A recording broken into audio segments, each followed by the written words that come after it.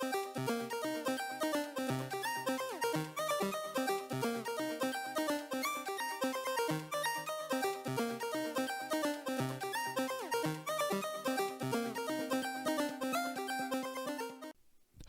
and welcome to Vision Denial and World Watch 2022. My name is Sam, and if those of you who are new here, I have watched every single playoff of 2022. Yes, every single one of them, even that one. Notably, this particular series we were covering the summer of 2022 on our anticipation and preparation for Worlds. And this you have stumbled upon, or you are a regular subscriber and watcher, to the Meet the Teams portion, where I will take a look at every 24 team, their strengths, weaknesses, play styles, notable quirks, interesting things to look ahead, all in the attempts to at least teach some people who don't watch certain regions what to expect from their teams, or from the teams that are going. That said, there are two caveats to really put forward. First caveat: a lot of the things that I'm going to be talking about are data-driven. I will put a link down below to the Google Docs of all of the data I have aggregated all in one nice spot. All of the data comes from the LoL fandom, Wikipedia, and from the goal.gg website, both of which have very different focuses to their data points, and both are necessary for these kinds of videos to work. That said, there's a limitation to some of this data because the LPL doesn't send their data as consistently as the other regions, and this is something you'll find with any particular data point for LoL esports globally. The LPL will still be missing some things regarding plates, drakes at 15 minutes, and heralds. A lot of their early game is not there. That and everything relating to vision.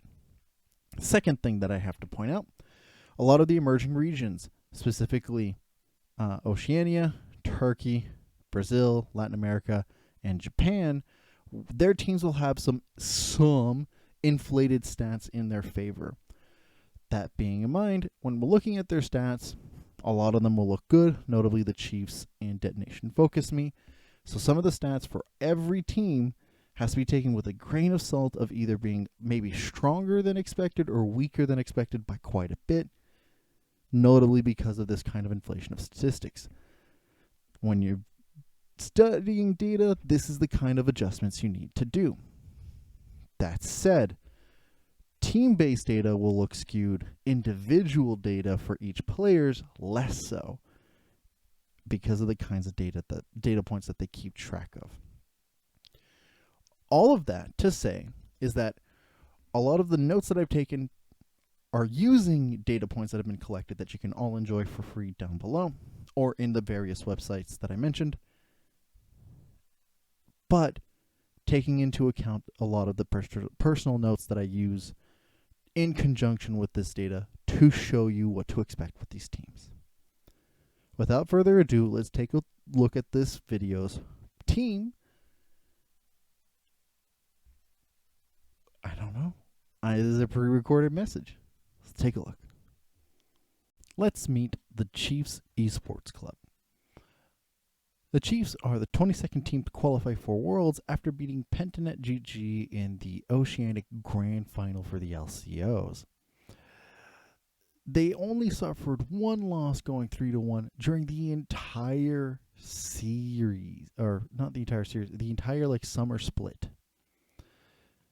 There's going to be a lot of caveats and asterisks when it comes to exploring this team. Primarily, let's go for the coaches first.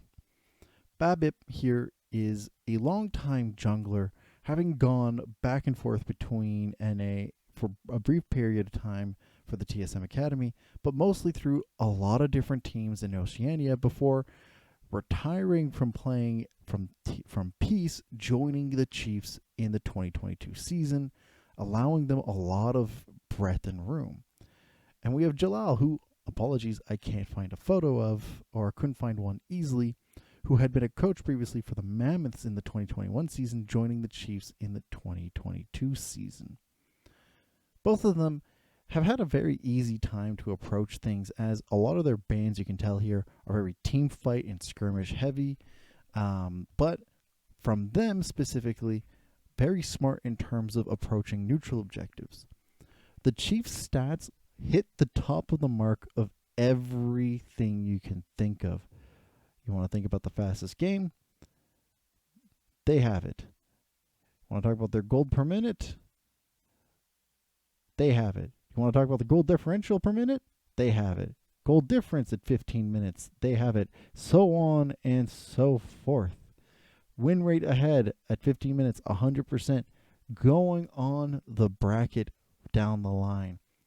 And this is where we have to be aware of the fact that the Chiefs did not have strong competition in their region. And because of it, analyzing a lot of what they've got going on has to be done with a grain of salt. Primarily because a lot of the other teams in the Oceanic region were not good. This is not the same as like a team absolutely wrecking house in their own region and it's a top region and there's a lot of competition. The Chiefs did not have a lot of competition to work with. They are very team fight centric and play not to lose, and none of the other teams punished them effectively enough or consistently enough to really show that weakness. Let's meet the Chiefs' top laner, Topoon. Topoon has been back and forth between a lot of different teams since 2018 in the Oceanic region, but being a Korean import. He had a brief moment in Immortals Academy for the 2021 season before finding purchase in the Chiefs esports in the 2022 season, and with lots of success. You take a look at his stats and go, well, all right, that's decent, like his KDA especially being top of the charts amongst his contemporaries, until you then start to think about his kill share and kill participation and gold share is very low compared to the rest of his counterparts. Same thing with the number of champions. Then you take a look at the kinds of champions he plays, and you realize that his KDA is incredibly high because isolated, he's not challenged in his lane in his region, and he plays a lot of team fight centered champions. Now, this in and of itself is not bad, but we may come to a situation where the Chiefs find themselves facing off teams against their own, like their pool, and Topoon may not be able to handle the one-to-one pressure. Now, is that a guarantee? No, but it is very hard to evaluate these kinds of situations when you don't have very much competition in your own region for the top lane. Let's meet the Chiefs' jungler, Arthur. Many of you may be familiar with Arthur in the 2021 season, having been Hololife's jungler in the Korean region, but he made his debut in the Oceanic region in and of itself, having joined the Chiefs Esports Club in 2022. Arthur comes as another case of you gotta pay attention to which stats you're looking at. His KDA comes up literally top of the charts, but as well as his CS, his CS per minute, his gold per minute, his kill participation don't. But then if you take a look at his kill share compared to his contemporaries, he's second. This tells me a couple of different things. It tells me primarily that he fights a lot, but he does so in terms of invades, in terms of just picking off the opponent jungler or finding things in isolation or in small skirmishes, but not in overall team fights in and of itself. He gets ahead from fighting, and you can tell that from the picks he really opts into, which gives me the whole thought process of he didn't have much stopping him in terms of opponents in the LCO. And so it'll be really interesting to see if he can actually still get away with the kind of pressure, because there's nothing else here indicating that he could not get away with the same kind of pressure he had previously.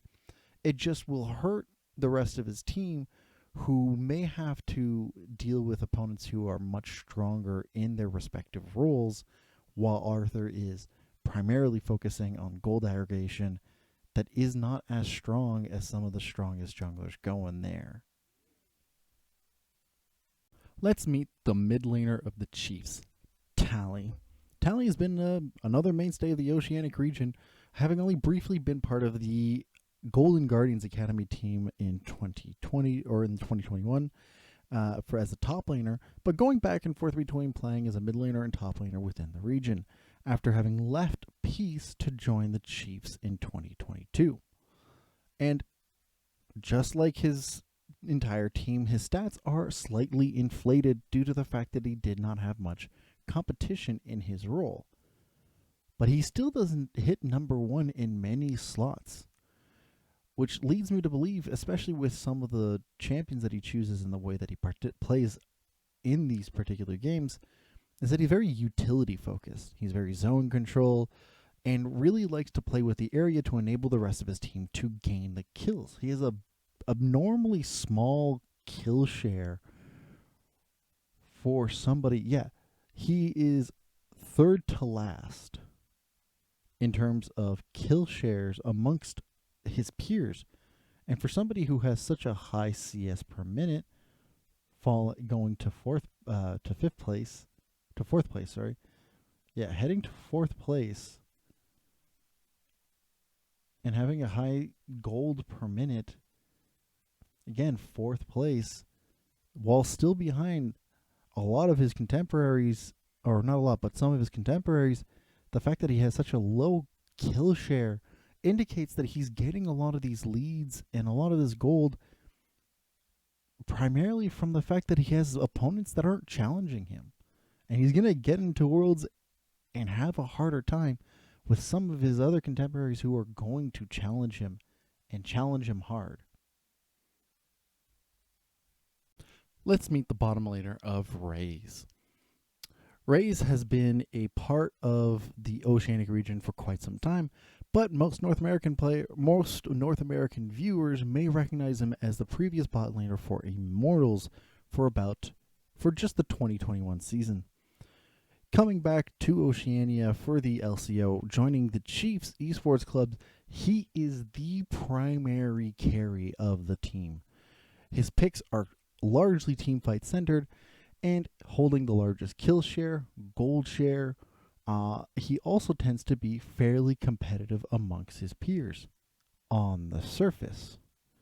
This is one of those things, again, where a lot of the Chiefs definitely have lack of competition for their roles across the board. Raes in this example is second in terms of KDA. His CS per minute is fairly average across the board. His gold per minute is first, right? His participation in fights, though, not on the top of the ladder, fairly average. His kill share, also fairly average. His gold share, also fairly average. Much of what he has is fairly average, minus the fact that he has a fairly high gold per minute and a fairly high KDA because of the lack of competition he has in his role. Otherwise, he tends to keep up with many of his contemporaries, but the second that he has competition, this might start to show a crack in what is the main carry for the Chiefs. The Chiefs do have multiple avenues for carrying, but losing one against many of the others is not a great sign. Let's meet the support player for the Chiefs, Aladoric. Aladoric has been in the Oceanic scene since 2017, and after having left Peace, joined Chiefs Esports for the summer of 2022 season with great acclaim. His notable pick, Rakan, has given the opportunity for the team to really make picks and engages in areas of the map that people were not expecting. All in all, Aladoric seems to be a fairly consistent shot caller, or at least a consistent engage player for the team. So how does he rate against his contemporaries? Well, he rates about the same as most others, save for the fact that a lot of his stats are a little bit padded up. His KDA is second, right behind Harp, but ahead of Targamas. His kill participation is third. And the number of champs he has is pretty on average. So outside of his high KDA, which is exemplified from the fact that there's not much competition, and the fact that his team overall is really solid in terms of vision, but again, lack of competition will do that, Aladoric looks solid in his approach to making engages, to the point where when he makes mistakes that are super egregious, it stands out like a sore thumb, like it has on a multitude of occasions. Now, the Chiefs have been able to bounce back from this, again, from the lack of competition, but in situations like this where, who knows, his lack of champion pool, the fact that he relies very heavily on the Rakan, may make him a very easy target for other teams. All in all, the Chiefs themselves look incredibly dominant within their own region, and their stats tend to reflect that. But when you look at the nitty-gritty, the things that stand out the most don't follow with everything else that their counterparts of any role per role would suggest. Which comes to the obvious statement is that the Chiefs look good in Oceania, but they may not look great against their counterparts at Worlds. Looking at who they have to face, facing Fnatic, Beyond Gaming, Detonation Focus Me, Loud, and Evil Geniuses, even within Detonation Focus Me being their immediate competitor, it is hard for me to say that they will necessarily be able to get out. Do I think it's a guaranteed no? No. Being up against Evil Geniuses and Beyond Gaming, they may be able to find some competition, and Loud and Detonation Focus Me find some interesting avenues to be competitive against them, but I don't think that they'll be able to beat Fnatic. And that's the key thing here.